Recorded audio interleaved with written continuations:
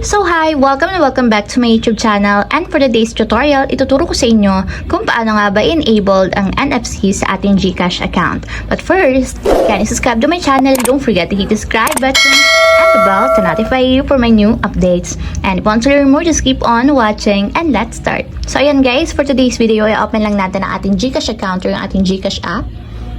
So ilagin lang muna natin yung ating account. So, pagka-open mula dito sa pinakang homepage ng GCash, itap nyo lang yung inyong profile na nandito sa my lower part.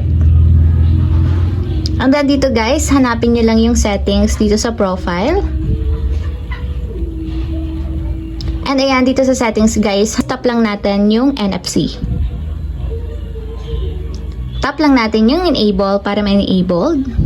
And ayan guys, kung makikita nyo, kapag daw naka-enable yung ating NFC sa ating GCash, mag-a-allow daw siya na ma-share yung ating payment sa GCash or ma-read gamit ang card sa pamamagitan kapag na-touches ng ating phone yung NFC device. So meron kasi guys na mga store or merchant na merong NFC device. So once na naka-enable yung ating NFC, gagana yan guys once na tinapat lang natin yung ating phone sa NFC device nila para makapag-payment tayo gamit ang GCash. So tap lang natin guys yung switch button sa right side niya.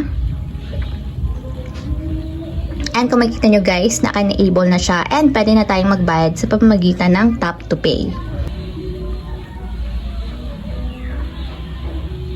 So yan guys, nag-activate na yung ating tap to pay. So once kasi guys na-enable natin yung NFC, mag-activate din yung tap to pay natin sa ating GCash. So yan guys, kung makikita nyo, naka-activated na yung ating tap to pay sa pamamagitan ng pag-enable ng NFC.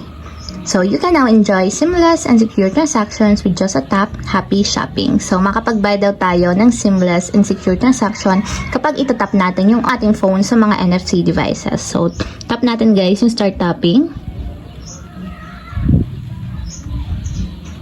So, ayan guys, sabi dito, kapag magbabayad daw tayo gamit ang NFC devices, ang gagawin lang natin is i-open lang natin yung ating GCash account and then itatapat lang natin or itatap natin yung ating phone sa mga NFC devices para ma-read nila yung ating account and makapagbayad tayo sa pamamagitan ng tap to pay.